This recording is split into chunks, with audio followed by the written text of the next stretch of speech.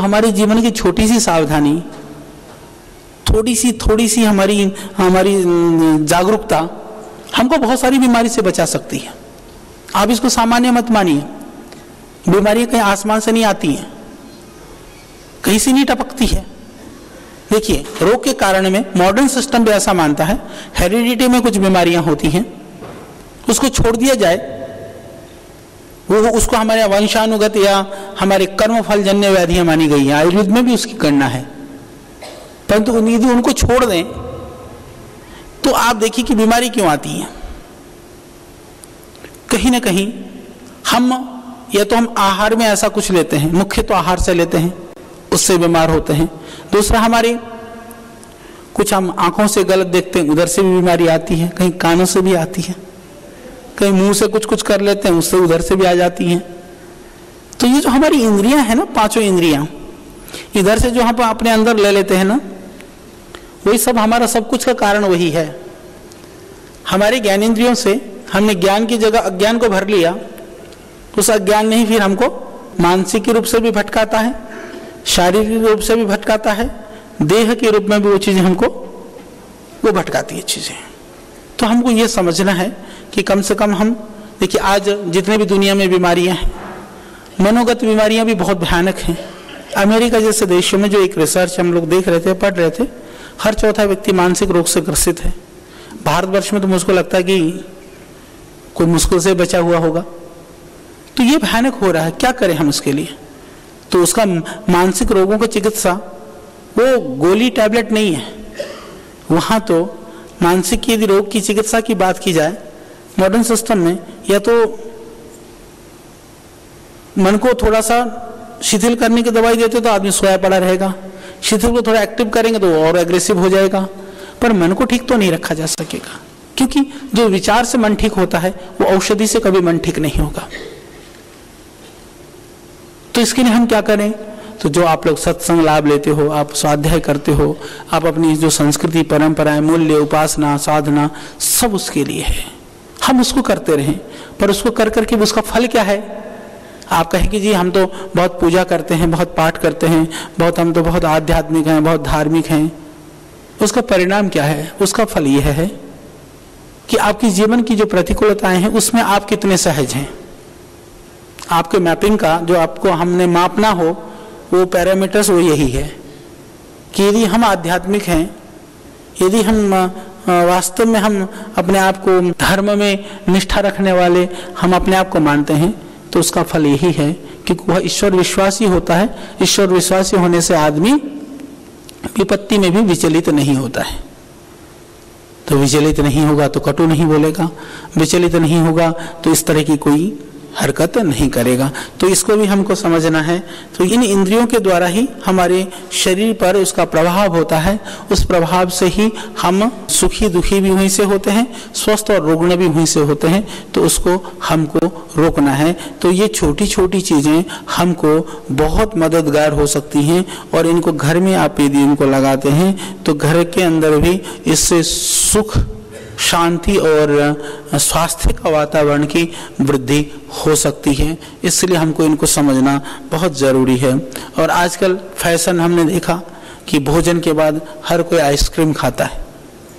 मैं निवेदन कर दूं कि एक तो गर्म भोजन के साथ में ये आइसक्रीम का सेवन, भोजन करने के लिए बैठे हुए हैं, बहुत फ्रिज का ठंडा पानी, छोटी छोटी चीज़ हैं, इससे हमको बचना चाहिए।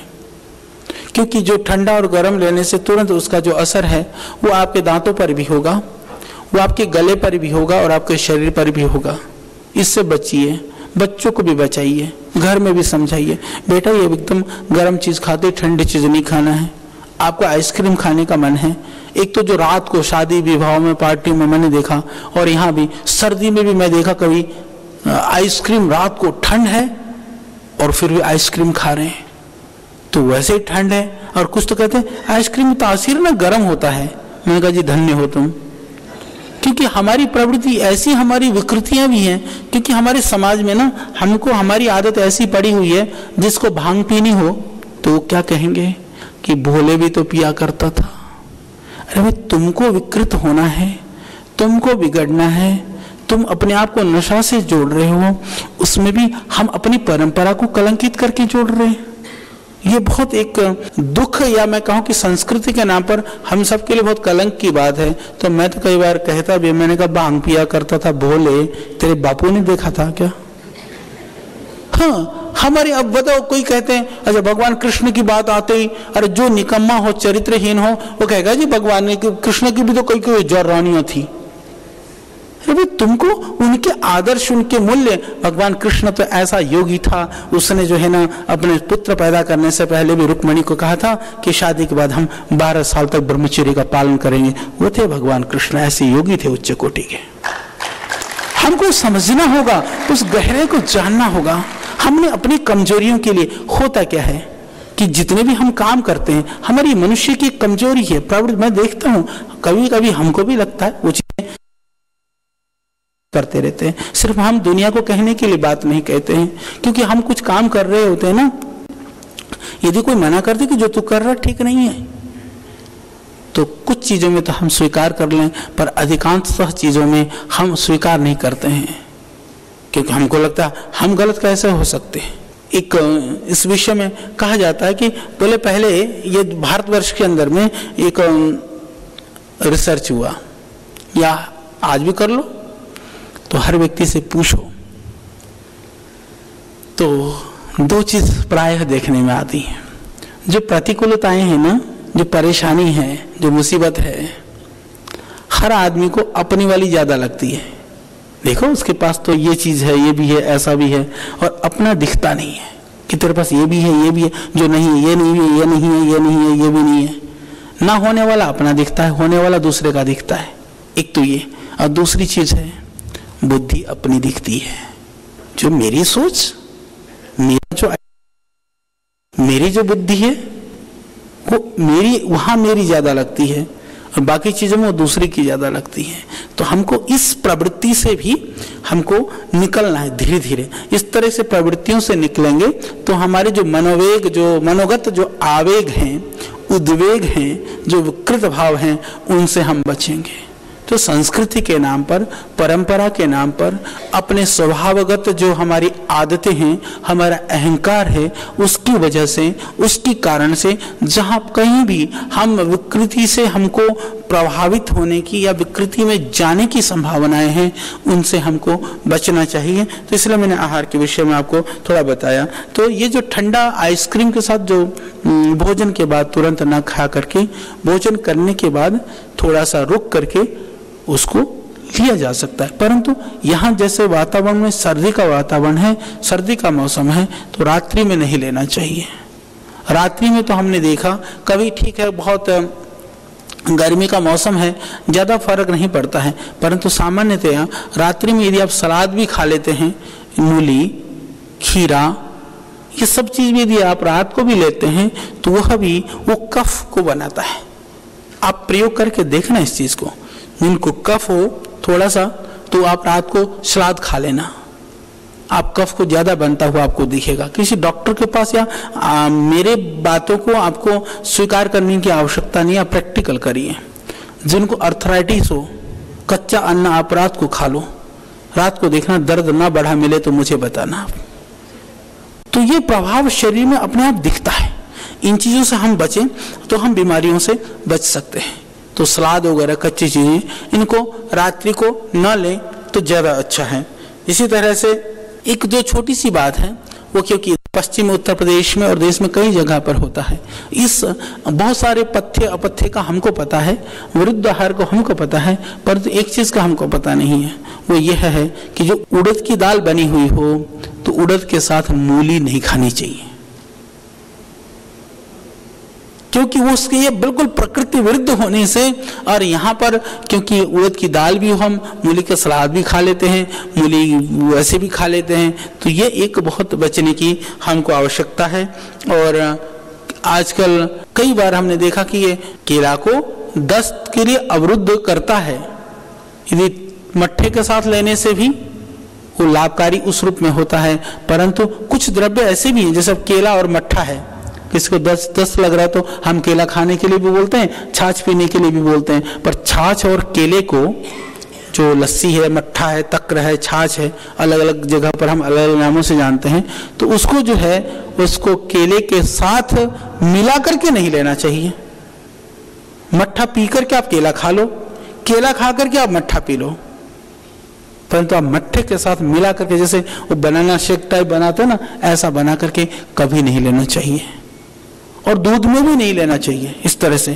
केला खा के दूध पी लो, केले को दूध में मिक्स कर करके मत लो ना, वो आयुर्वेद के हिसाब से विरुद्ध, क्योंकि वह पाचन में वह कहीं ना कहीं नुकसान करता है हमारे सिस्टम में कहीं ना कहीं। हालांकि ये एक बहुत अनुसंधान का विषय है, जो बहुत सारी बातें मॉडर्न सिस्टम से भी सिद्ध हो चुकी हैं, बहुत सारी बातें सिद्ध नहीं हुई हैं, अभी रिसर्च नहीं हुआ है, तो हमको आंख मूंद करके मान लेने में मैं समझता हूँ भलाई है, क्योंकि जितने भी अनुसंधान हुए हैं वो जैसा कहा गया है वैसा पाया गया है, इसलिए हम इसका ध्यान रखें, ये बहुत जरूरी है। दूसरा जो है खिचड़ी वगैरह भी, जैसे गुजरात वगैरह में छाछ खिचड़ी तो बढ़िया है, वो अच्छा आहार माना जाता है, पर दूध खिचड़ी वगैरह वह भी नहीं लेना चाहिए हमको, क्योंकि नमक होता ही है खिचड़ी में, इसलिए। अच्छा, ये तो बातें हुई सामान्य व्यवहार के लिए। फिर इसमें जैसे मैंने शुरू में कहा कि जो ज़्यादा नियमित रूप से प्राणायाम करते हैं, योगासन करते हैं, शरीर से बलिष्ठ हैं, या कभी कभी बाय द वे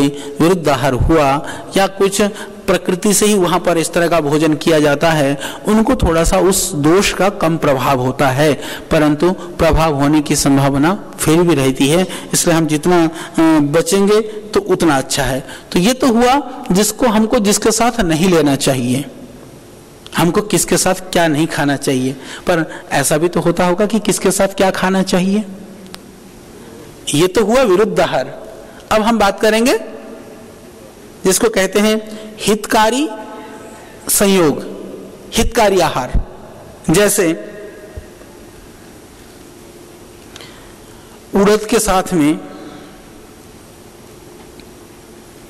छाछ या खांड, शक्कर जो होता है, वो उड़द की दाल के पाचन करने में सहयोग करता है। उड़द की दाल है, भोजन है, बना हुआ है, आप छाछ पी लीजिए, वो तुरंत उड़द की दाल का, क्योंकि उड़द गरिष्ठ होता है, अपने आप में पचने में भारी होता है। जैसे चना है, चना यदि कहीं बना हुआ है तो उसका मूली वो उसके लिए बहुत लाभकारी है, उसका गुणों को भी बढ़ा देगा। मूंग है, मूंग की दाल के साथ आंवला, और मैंने देखा मूंग की दाल में आप थोड़े से आंवला डाल दीजिए तो वैसे भी बहुत स्वादिष्ट बनता है।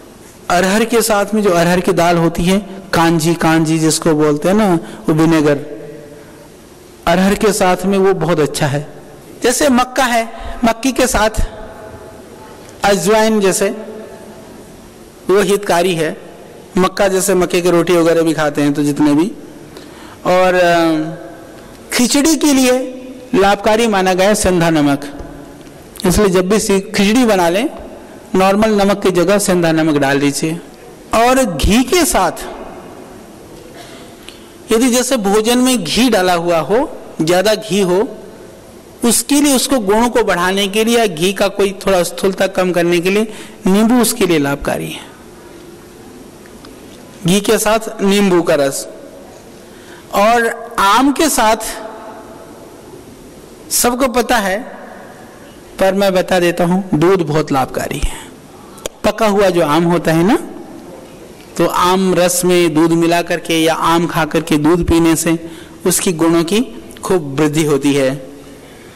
और केले के साथ जो लाभकारी संयोग माना गया है आयुर्वेद में, वह घी है, और केले का हजम करने के लिए वह इलायची, हजम करने के लिए इलायची है, और उसके लाभ को बढ़ाने के लिए घी है। जैसे मिश्री है, उसके साथ सौंठ, जैसे हम ये पिस्ता, अखरोट, बादाम ये सब खा लिया हो तो उसके लिए लौंग। फिर यहाँ ऐसा भी होता है, कौन से भोजन के ज्यादा सेवन करने से कौन सी बीमारी होने की संभावना रहती है, तो और उसको फिर हम उसके लिए क्या करें, तो उसकी भी लंबी सी लिस्ट है। मैंने सारे इकट्ठा कर करके दे रखा है। आयुर्वेद सिद्धांत रहस्य में है, और एक छोटी सी पुस्तक है ये औषध दर्शन करके ना, एक छोटी सी, यह जिनको अभी जैसे परेशानी हो रही है माताओं को किसी लैंग्वेज में, तो ये 13 भाषाओं में है, इंग्लिश में भी है, हिंदी में भी है। भारतवर्ष की जितनी भी भाषाएं हैं, चाहे गुजराती है, मराठी है, तमिल है, तेलुगु है, कन्नड़ है, मलयालम है, मराठी है, बंगाली है, उड़िया है, असमी है, नेपाली है, और कोई भाषा रह गई, उर्दू है, इंग्लिश तो बता दी पहले। तो ये औषध दर्शन, तो ये पुस्तक, इसको आप देख सकते हैं, छोटी सी है, और मैं आपको इसकी भी थोड़ी सी मार्केटिंग कर दूं। ये अभी तक 1 करोड़ से ज्यादा किताब बिक चुकी हैं। आयुर्वेद की कोई किताब, आप तो मिलियन ट्रिलियन की बात करते हो ना, तो आप समझिए कि कितना लोगों को लाभ हो रहा है। इसलिए होगा तो आप कैसे वंचित रह सकते हैं। ये छोटी सी किताब है, हालांकि इसके अंदर में हमने जितने भी तरह की हम चिकित्सा करते हैं, जितने भी रोगों की जो जो दवाइयाँ दी जाती हैं, सब इसके अंदर हमने लिखी हुई हैं। तो ये थोड़ी थोड़ी सी बातें मैंने आपको बताने का प्रयास किया। तो इस तरह की छोटी छोटी चीज़ों से हम बहुत स्वस्थ रह सकते हैं। जड़ी बूटी के संदर्भ में मैं आपको बताना चाहता हूँ, ऋषियों ने बहुत अनुसंधान किया था, इतना अनुसंधान किया था। दुर्भाग्य से कुछ चीजें हैं आपसे शेयर करना चाहूंगा कि आयुर्वेद में लगभग 14,000 नाम हैं संस्कृत में जड़ी बूटियों के। उन 14,000 नामों में 14,000 से 15,000 के बीच में है। उन नामों में वो किन पौधों की बात की जा रही है, यह अभी तक पूरी तरह से आइडेंटिफाइड नहीं हुआ था। कुछ का तो पता था, पर हजारों नाम ऐसे थे कि वो नाम तो हैं, वो किस पौधे की बात की गई है आपको जानकर के खुशी होगी। पहली बार पतंजलि योगपीठ के द्वारा श्रद्धेय स्वामी जी के प्रयास से, उनके आशीर्वाद से और आप सबके प्यार से, ये आपको पता नहीं है, प्यार तो आप करते हो, संस्था को सहयोग भी करते हो, पर आपके सहयोग और प्यार में कितना दम है यह आपको भी पता नहीं है। तो मैं कुछ उदाहरण अभी बताना चाह रहा हूं। इसलिए तो जो काम आज तक सरकार ने नहीं किया, आज तक किसी संस्था ने नहीं किया, तो हम लोगों ने सारे 14-15,000 नाम उनको आइडेंटिफाई किया। उसके लिए बहुत लोग हमारा सहयोग भी कर रहे हैं, पूरी टीम है, अपने संस्थान के लोग भी हैं, और जो 1-2 गुरुकुल जैसे चोटीपुरा कन्या गुरुकुल से पूरी बहनें वहाँ पर वो उस काम के लिए हमारा सहयोग कर रही हैं। तो हम लोगों ने जो 15,000 नाम को इकट्ठा किया, करने के बाद में यह किस किस पौधों से उसका संबंध है, ऐसा हमने इकट्ठा किया। लगभग 900 पौधों का 15,000 नामों से वर्णन है। अब उन 900 पौधों का वर्णन कहां पर क्या क्या लिखा है, ये बड़ी बात थी। किस किस ग्रंथ में क्या क्या वर्णन है वह भी हमने इकट्ठा किया। तो पहले जो नाम है, हमने नामावली कोश, एक तरह से आयुर्वेद की जो नामावली की जो पूरी ग्लॉसरी, हमारी एक तरह से पूरा नामावली कोश तैयार हो रहा है, जिसके अंदर सारे नामों के विद रेफरेंसेस के साथ में, कि वो नाम यदि कहीं पर आया है किसी भी शास्त्र में, वो चरक में है, सुश्रुत में है, या वो बागभट्ट में है, या वो किसी निघंटु में है, तो आयुर्वेद के किसी भी शास्त्र में कहीं भी वर्णन है, तो हमने उसको रेफरेंस के साथ इकट्ठा करके देने का कार्य जो है वो शुरू किया है। यह अद्भुत कार्य जो है, लगभग भगवान ने चाहा तो 4 अगस्त को जो आप लोग जड़ी बूटी दिवस मनाते हैं, उस दिन हम इस पुस्तक का विमोचन करने का वो हमारा लक्ष्य है। तो एक बहुत बड़ा कार्य है, तो ये काम हो रहा है। इसके अतिरिक्त से जो है, अभी आप लोगों ने कुछ पूछा है, जैसे जो सफेद निशान वगैरह होते हैं, जो जन्म से सफेद निशान वगैरह हैं, या किसी में चकत्ते वगैरह हैं, तो प्राणायाम वगैरह से उसमें बहुत फर्क पड़ता है। आयुर्वेद की दृष्टि से जो आहार है, आहार का हम थोड़ा सा ध्यान रखें, परंतु यदि ज़्यादा परेशानी है तो फिर और औषधियाँ जैसे एक बार दिखा करके आप ले सकते हैं। पर प्राणायाम यदि रेगुलर करें और आहार का यदि उचित सेवन करें, हमने तो देखा प्राणायाम से आप सबने भी महसूस किया होगा, कभी कभी तो ऐसे चमत्कारिक लाभ होता है कि बिल्कुल बुढ़ापे में बाल आ जाते हैं और आंखों के चश्मे उतर जाते हैं। हमने तो ऐसे देखा जैसे दूध के दांत निकल जाने के बाद दोबारा दांत आते हैं, तो बुढ़ापे में झड़े हुए दांत भी दोबारा आ गए एक दो के। तो इसलिए कुछ भी हो सकता है, पर नियमित रूप से प्राणायाम करें तो ये ठीक हो सकता है। डायलिसिस पर जो पेशेंट्स हैं, जो लोग किडनी के रोगी हैं, ऐसे बहुत सारे पेशेंट्स यहाँ से पूरी तरह से ठीक हुए हैं। उनके बहुतों के रिपोर्ट्स हैं, डेटा है, उसके लिए औषध दर्शन में दवाई लिखिए। पर जो क्रिटिकल पेशेंट्स हैं या इस तरह के रोगी हैं, उनको वैद्यों को दिखा दीजिएगा। पूरे भारतवर्ष के अंदर लगभग हमारे 1200 वैद्य निःशुल्क सेवाएं दे रहे हैं, तो जो भी इस तरह के क्रिटिकल रोगी हैं उनको आप वहाँ दिखा दीजिएगा। भोजन वगैरह में जैसे नमक वगैरह आपने लिया है, जैसे मैंने कहा कि नमक और नमक गले हुई जो पदार्थ है उसके साथ दूध का सेवन नहीं करना चाहिए, तो आप ऐसा कर सकते हैं कि उसको आप थोड़ा रुक करके, लगभग भोजन करने के आधा घंटे का नियम है, 20 मिनट कम से कम आप रुकें, आधा घंटे के लगभग बाद आप दूध पी सकते हैं। कपालभाति से जो विटामिन की जो डेफिशिएंसी है, चाहे विटामिन डी हो या कोई भी विटामिन हो, उसमें उससे सहयोग मिलता है, बहुत सहयोग मिलता है। यदि ज्यादा ही प्रॉब्लम हो तो साथ में आप चिकित्सा भी करवा सकते हैं, करवा लेनी चाहिए। एक ने पूछा है, अच्छा है वो कि आयुर्वेद में आप पानी तो मना करते हैं, छाछ को क्यों नहीं मना करते हैं? क्योंकि छाछ जो है वह भोजन का पाचन करता है और भोजन पचने की क्षमता को बढ़ाता है, भूख को भी बढ़ाता है, और एक काम और भी करता है। छाछ जब भोजन के साथ लेते हैं तो जैसे ना वो कैटलग का काम भी करता है, और एक जिसको हम लोग बोलते हैं ना, जैसे कोई चीज के साथ डाल देने से जो पदार्थ के जो तत्व हैं, जो भोजन के तत्व को उस शरीर में लगाने में उससे और सहयोग मिलता है। इसीलिए हालांकि रात्रि को छाछ का सेवन मना है, और आयुर्वेद में तो ऐसा सामान्य सा एक नियम है कि प्रातः काल उठ करके निशा अंते पिबेत वारी, निशा के अंत, रात के अंत में मतलब सवेरे, और निशांते पिबेत वारी, भोजनांते पिबेत तक्रम, और दिवांते पिबेत दुग्धम, वैद्यस्य किम प्रयोजनम। दिन का अंत क्या है? रात। रात को पिए दूध, सुबह पिए पानी, दोपहर के भोजन के बाद पिए छाछ। तो फिर कहते हैं कि वैद्य की आवश्यकता नहीं है, ये आपको रोग से बचाने में बहुत सहयोगी है, सामान्य सी है। तो हमारे प्रचलन में हम इतने को अपने आदत में डाल सकते हैं, इसलिए वह छाछ पीना भोजन के बाद लाभकारी है। परंतु जिनको बहुत कफ हो, जिनको बहुत सर्दी हो, उन सबको नहीं पीना चाहिए। कान की कमजोरी हो, चाहे याददाश्त की कमजोरी हो, चाहे स्किन वगैरह की प्रॉब्लम्स हो, सामान्य रूप से आप उन सारी स्थितियों में रेगुलर प्राणायाम करिए, वृद्ध आहार से बचिए, और बाकी जो सामान्य उसके लिए आयुर्वेदोक्त औषधियां हैं उनको अलग अलग स्थिति के हिसाब से आप ले लीजिए। पर सबके लिए कॉमन यह है कि प्राणायाम रेगुलर करिए, कब्ज न रहे, इसका ध्यान रखिए। आयुर्वेद का जो विरुद्ध आहार है उसका सेवन आप न करिए।